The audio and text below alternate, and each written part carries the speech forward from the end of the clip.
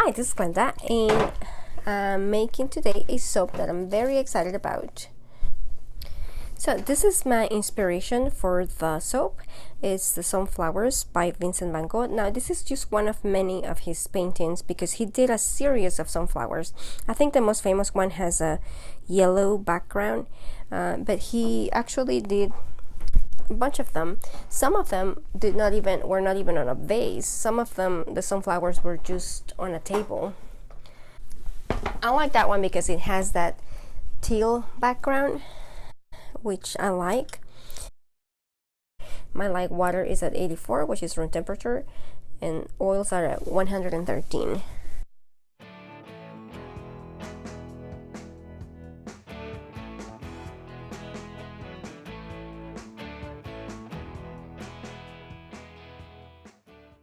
Okay, this has reached emulsion, and because the fragrance accelerates, I'm going to leave it at this point. This is 130 ounces, 8 pounds. That's a lot. And I'm going to get the part that's going to be fragrance separate. Alright, so here I have about 5 pounds left. And this is what I'm going to add the fragrance to. And this will be what I will do the colorings with and the painting. Since this fragrance is supposed to accelerate, I'm gonna try to blend it only with a whisk. And I like that it discolors to a brown.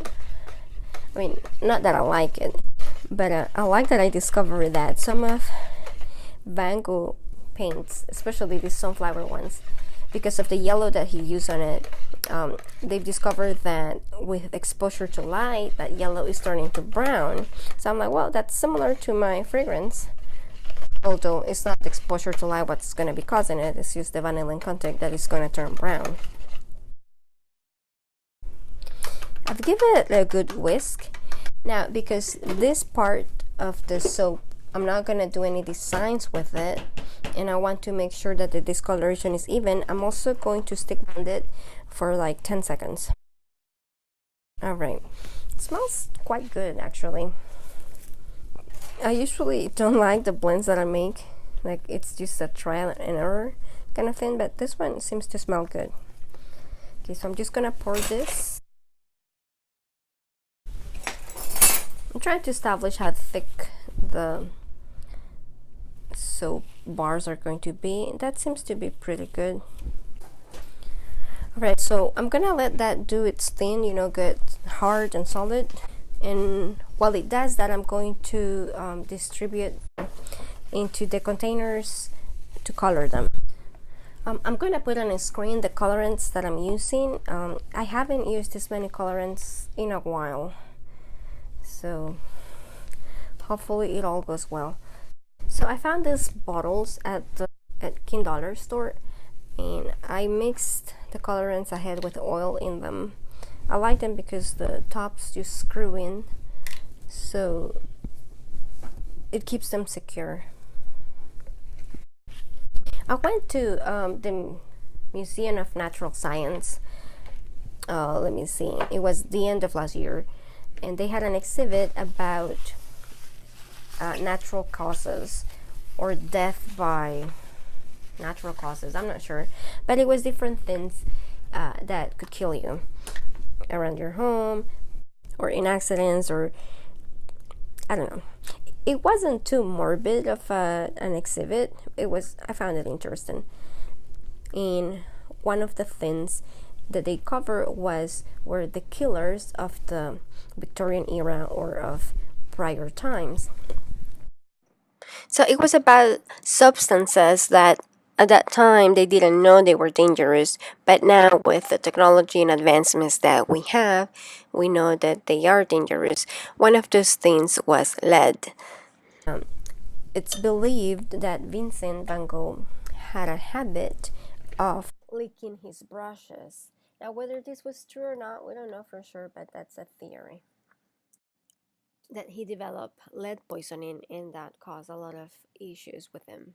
I think that may have also contributed to his moods, the depression that he felt, because some of the symptoms of that sort of poisoning is that you see like a halo around lights. So they think that, you know, the halo on his, around the stars and the moons on his what do you call it, Starry Night painting was actually caused by that. All right, so the first thing when you're painting, you want to cover as much as you can with your first color. You want to start covering your area with your background color. And at first you do, you know, just the bulk of it. You don't worry about detailed at the beginning. You just want to get shapes right, and then later you come back and you add shading, detail. Here I'm not going to do any shading, of course. I'm going to try to even it out. Now I have this silicone brush that I'm going to attempt to use to perhaps create that texture of a painting brush. It's really not doing much because I think the soap is still too liquidy, since it doesn't have any fragrance to accelerate it. The one that has the titanium dioxide is going to get thick because that's what titanium dioxide does. And on this, the bottom part is yellow, so I'll add some of this. I don't want to add too much because I'm gonna need most of this yellow for the sunflowers themselves, so just enough. I was reading that Van Gogh had a friend. His name was Paul Gauguin, and he was also a painter. He actually was the recipient of the first Sunflowers series that he did when he was in Paris. But later they had to part ways. This was the same friend over which, after an argument, Van Gogh cut his ear off, or cut part of his ear. So you could say they were close. And he was the one who told Van Gogh that sunflowers were gonna be his flower. He says, so and so has this flower, and so has this other flower. You have the sunflowers. I'll put the actual quote on the screen because I don't remember the names or the flowers at the moment. I'm gonna save some of the white, and now I'm going to blend this with some of the lighter yellow to create the top of the base. And there's a lot of yellow in his series of the sunflowers. He primarily used yellow with use a few other accent colors, and I'm not sure that I have enough difference in my yellows here, so I may need to do something later. Forgot that I do need a red color. It's also the darker color for the cord. Actually, I think this is brown. Yeah, it's brown.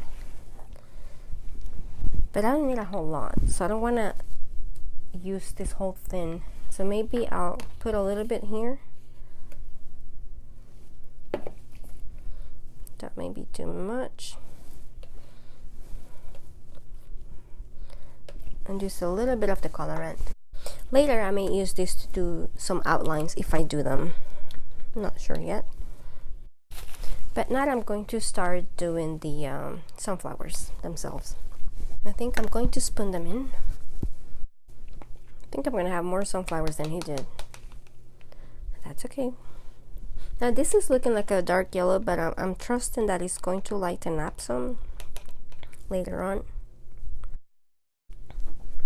So he liked putting in the same painting, like on this one, like this one right here, he liked putting some sunflowers that were already dried or maybe dying, and then he liked to put some that had not opened yet, and at the same time he would include some that may be in full bloom. Okay, looks like the teal is hard enough now that if I go with this I can create some textures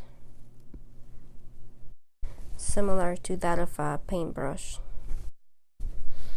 And now with this, I'm going to try to pull out the petals. There's actually an exhibit going on right now of his paintings in the city where I live, and I may go see it. I've seen some of his paintings before at the Fine Arts Museum, but I still hadn't made up my mind about going to this one yet. But painting this is sort of inspiring me too. Okay, so I've added the bulk of this. Now I'm going to add some of the detail. Now my yellow seems to have overtaken most of this, but there is some negative space where the teal does come through, so I'm going to try to pull some of the yellow in so we can see some of the teal through it. I'm now going to attempt to add the detail in some of the sunflowers that have the red core,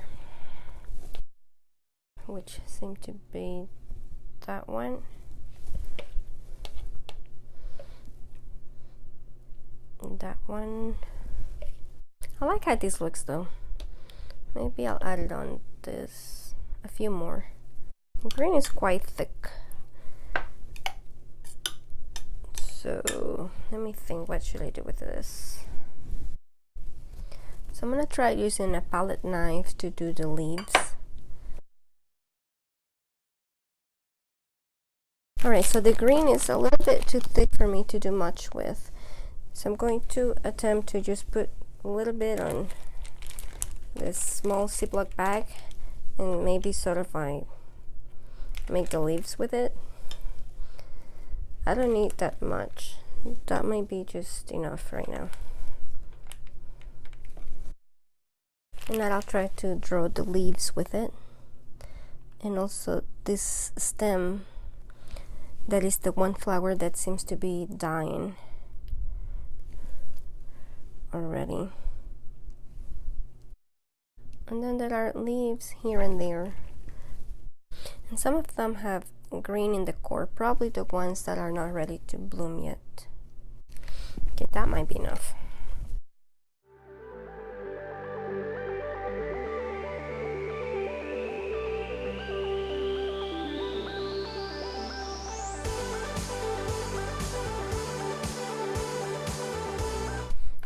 Alright, I think I'm done. Vincent signed his paintings by writing his name on the vase, so I decided to sign this one with my initials. So I think that's it.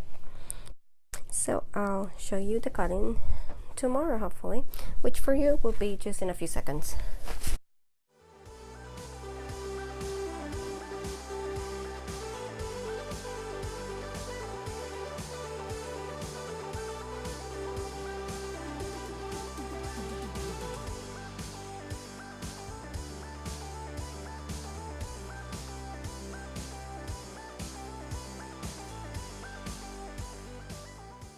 Alright, it's been about 24 hours since I made it, and it looks like it's releasing cleanly from the edges, and it feels quite hard, or hard enough to be cut.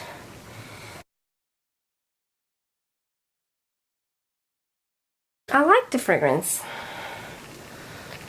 It smells good. You can smell the orange and some of the flower, some of the floral notes, but they're not strong because I don't like them. I don't like floral notes to begin with. But this one, it smells just clean.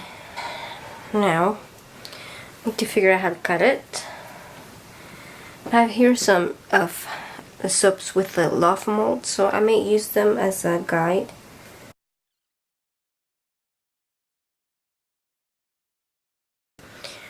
Alright, now that I've marked it, I'm going to try to align this here and create more markings. Alright, here we go. It's like cutting a cake. Birthday cake.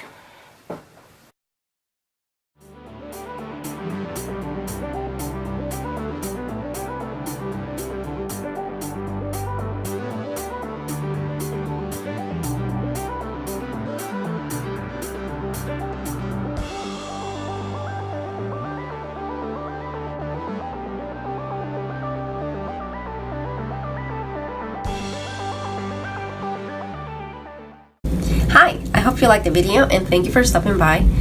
If you are new, you can subscribe by clicking on the logo, which will be somewhere in the screen. And if you are a returning visitor and you want to receive notifications of when I post a video, you can choose to do that by clicking on the bell somewhere down there. And I hope to see you next week. Bye.